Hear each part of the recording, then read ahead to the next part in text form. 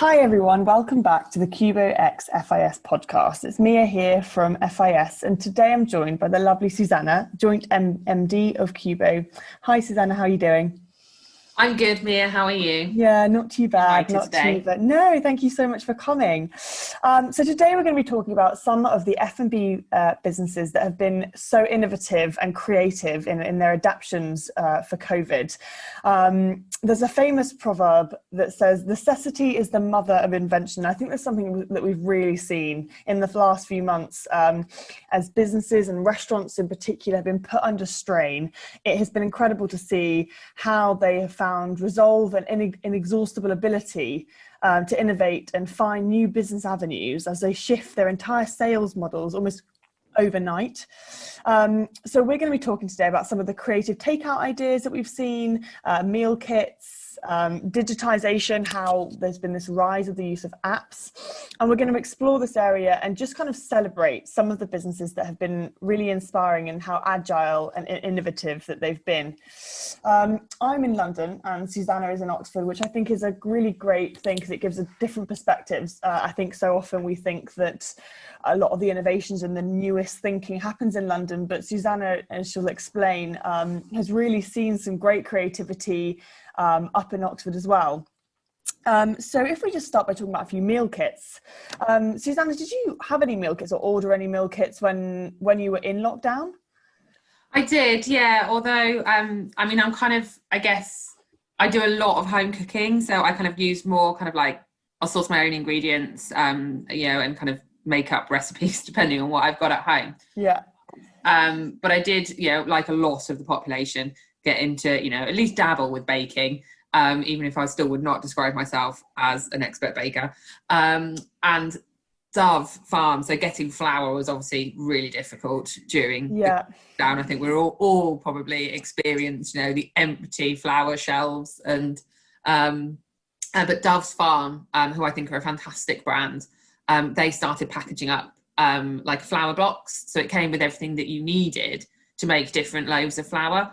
And the really nice thing about it was that you would get a standard, so you'd get your yeast and you'd get like a standard white bread flour, and then every time you ordered it you got a different flour, and they never guarantee what it was. Amazing. Something unusual, so it might be spelt flour or rye flour, and that's really nice because that enabled me to kind of experiment and say, I am not an expert baker, I'm not precise enough. Unfortunately, I'm a bit of a chuck it all in and see what happens. Yeah, I'm very much the same. Works very well for cooking, doesn't work so well for baking. So it really helped me kind of expand my repertoire of making bread at home. So I really enjoyed it, and I love their packaging. They have Dove's Farm have really beautiful packaging. It's really colourful and really, it really expresses the brand really well. So that was kind of my main experience of meal kits, I suppose, really. Yeah, I think that's so great. I think that's really what they allowed, is they allowed you not only to kind of have the experience that you would otherwise eat out by going to a Dove Farm buying their bread, but also just making it yourself. So having that DIY interactive element, which is perfect for those with children, but even, as adults, I think we really enjoyed them. I actually did a couple, Bancone, which is a pasta restaurant. They've got a couple of restaurants in London. And they were doing meal kits. They basically would deliver the fresh pasta kind of tossed in semolina to keep it from sticking together in a packet, and then the sauce on the side. And they would have this kind of recipe card where they say, put the pasta in salted water for X amount of time and then add your sauce. And, the experience was so similar to what you would have in the restaurant, but making it yourself. You could whip up a dinner for a family of 5 and feel like you'd made like a really extravagant dinner. The same with Pizza Pilgrims. That was another one that I did, which was great. It was great. You got the dough in a bag, and then you would kind of roll out the dough, and they provided a sauce and maybe a few toppings as well. But I think, again, you could get kind of creative with your toppings, and it was so great to be able to make it at home. But I don't know about you. I think although it was fantastic and it was really enjoyable, for me, it kind of emphasized even more how much I enjoyed going out, because there is something so nice about being cooked for when you go out. And I think that's one of the things that meal kits reminded us, that although they were great, actually we all couldn't wait to get back into our favorite restaurant. I agree. I mean, I love to cook at home. And I actually have a wood-fired pizza oven in my garden. So Amazing. one thing I can make, and I do love to, I completely agree with you on the experimenting with toppings is one of my favourite things to do. Our latest discovery was Nutella and mango as a topping for pizza, for pudding pizzas Rogue. After you've indulged yourself on lots of savoury pizzas. More dough, yeah, I love, I did really, I don't eat out that often, but I did really miss it because I love to eat out, and I love going to a restaurant and choosing something that I wouldn't make for myself at home. Yeah. And being able to get, kind of really different ingredients. So I was recently very lucky enough to go to Scotland on holiday, a holiday that actually happened. So that was, I was so lucky to get that break. And we ate out at an amazing restaurant. And all the stuff we had was things that I wouldn't have at home. And, and we did it on a Monday to Wednesday. So we took advantage of the old eat out to help out, that had haggis pakoras, and then scallops on smoked haddock risotto for main, followed by a lovely pudding of delicious. It was an amazing dinner. It was or lunch. It was absolutely fantastic. But yeah, I really love that. I think meal kits really help you kind of be able to kind of help recreate your favorite dishes at home, which I think is brilliant, particularly where you can't go out that often, or you can't necessarily get together with your friends where you would normally eat out. You can still have part of that experience. But I love eating out in restaurants because I love having things that I wouldn't cook for myself at home, and therefore trying out new things. And I really missed that aspect. So yeah. I was a big fan of eat out to help out. Yeah, absolutely. And I'm actually going to make a point on that, because we've just had the eat out to help out, and we've seen that the economy has grown by like 6%. It's just been recorded in July, probably just from encouraging people and giving people the confidence to go out a bit. But we've just had this reveal from the Prime Minister that we could be going down to kind of another, it's like tighter, bit more of a tighter lockdown. And I think that these meal kits are going to play another role in this, that they're not the end of them. We're not just going to see them in lockdown and they're going to go. People are still not really confident about eating out. And so I think that there is a huge opportunity for businesses, and especially restaurants, who are struggling to get customers in the door to continue to sell their product via these meal kits.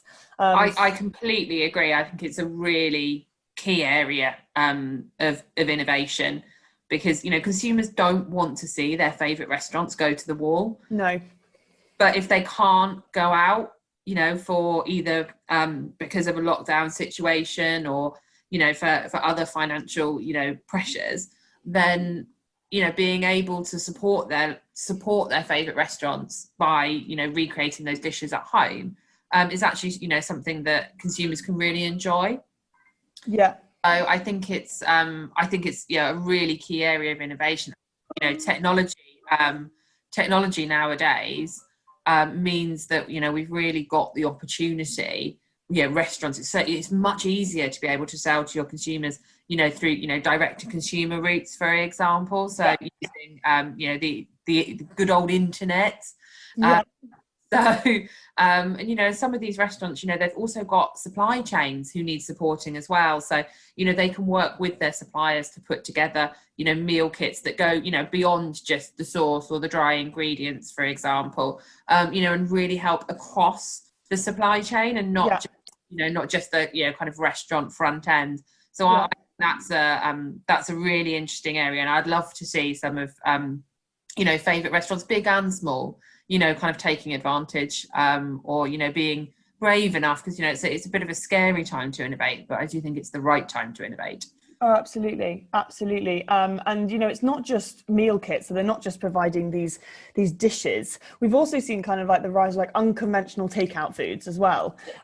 So restaurants that have ended up with loads of produce still in their pantries and their larders and their fridges and freezers, and then weren't able to sell it via selling dishes, so they've been repurposing these foods in unconventional takeout options, such as selling charcuterie boards or omelets, doughs, like a la carte sides, sauces. So they've just been kind of using and reducing their food waste that may otherwise have gone to waste, and reusing it in ways to just bring that income in and keep that flow.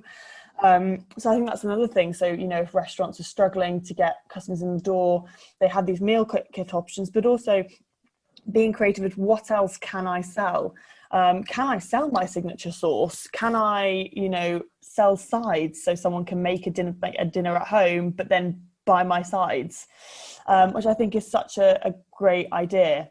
Franconia. Yeah, I completely agree. And I also think, there's other ways to think about it. They're thinking about, because people can't go out and have the experiences that you've been having, because either you can't meet up in big groups, but, you can get all your friends on a Friday night on a Zoom call, and perhaps, chefs from these restaurants, could do, live cook-alongs. So they'll deliver the meal kits, and then the chef was, because that's also bringing an element of experience to it, and also sharing their expertise.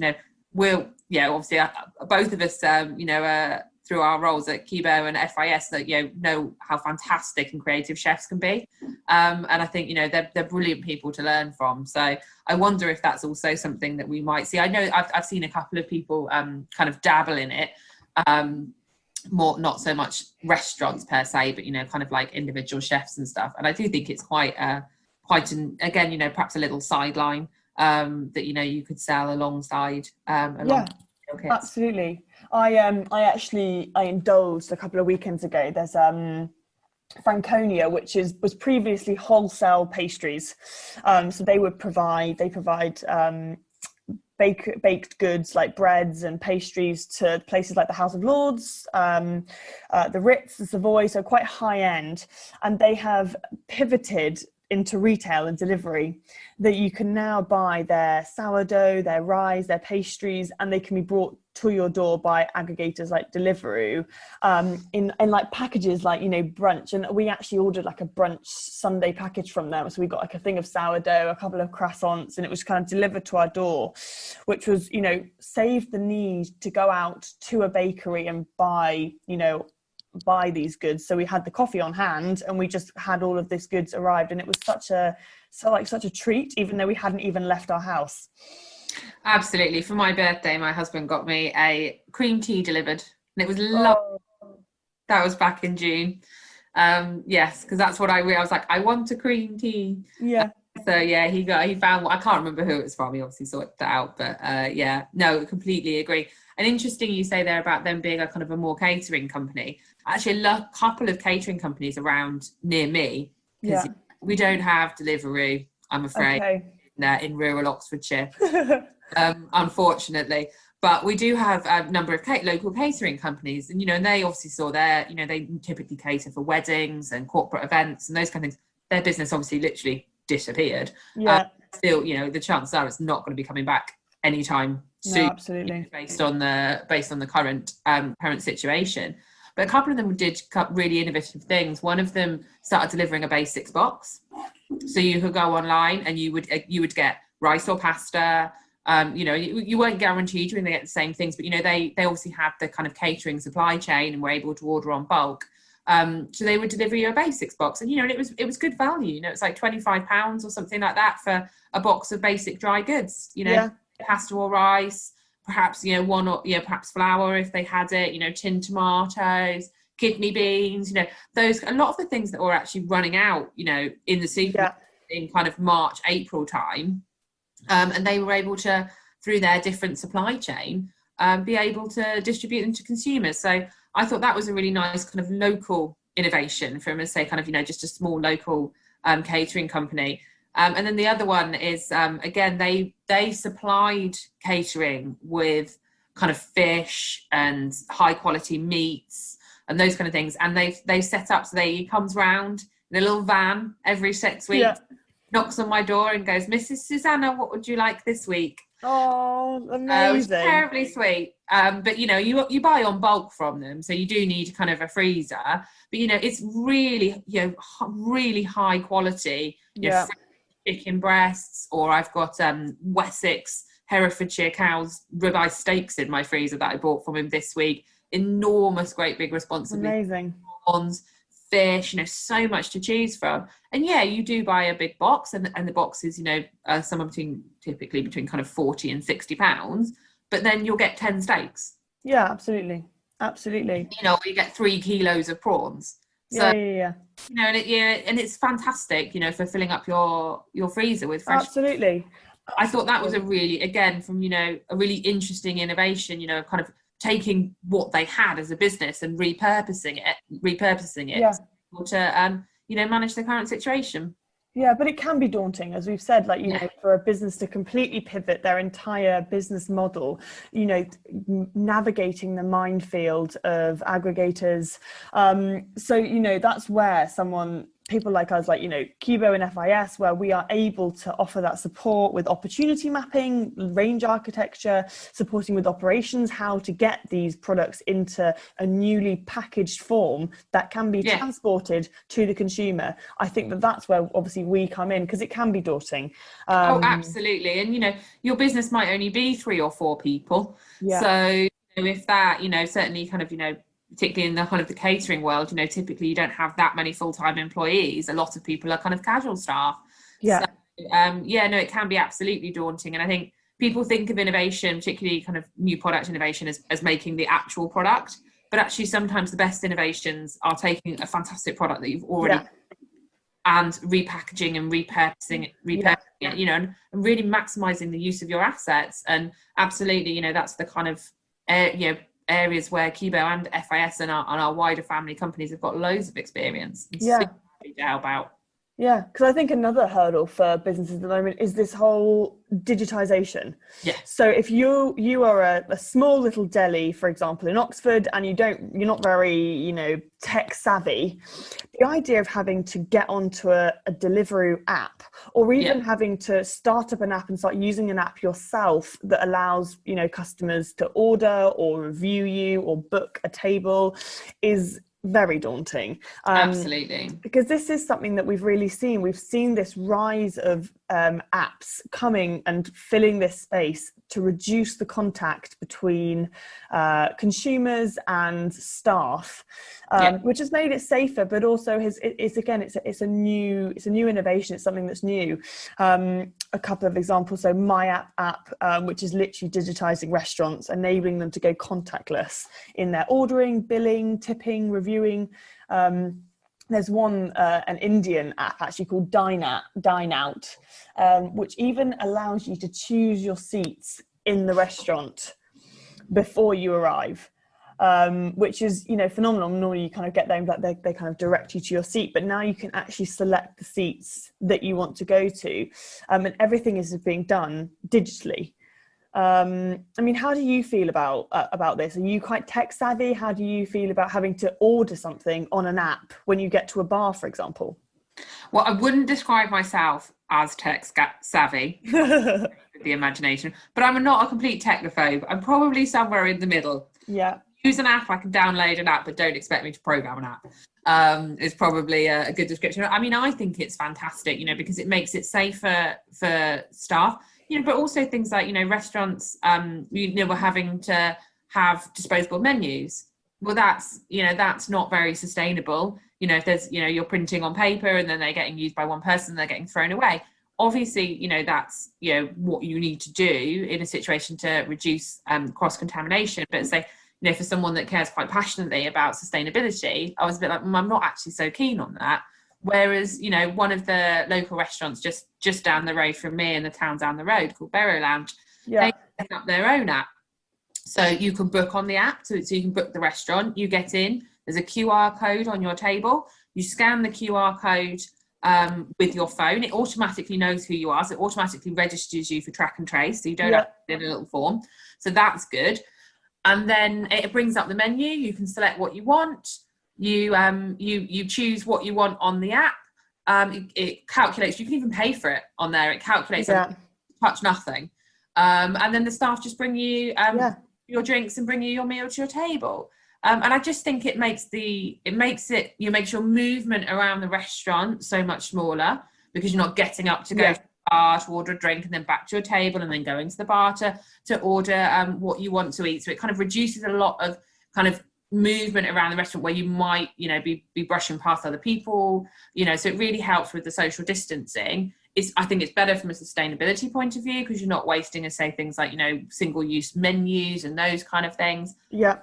and I think it just makes it more convenient for the staff. They get a nice little digital list up on the computer behind, there's no kind of picking the wrong person in the queue and someone annoyed because they haven't been served first. So I think all of those things kind of all in, I think it's a fantastic thing. I think it's slightly more challenging for, say, kind of, smaller. It's very daunting, as you say, I think, for smaller independent places. So it'd be brilliant, I think, to see some of them come together, perhaps with something that can be used by, kind of where smaller restaurants can buy into it, for example. So they've not got to really invest in creating their own.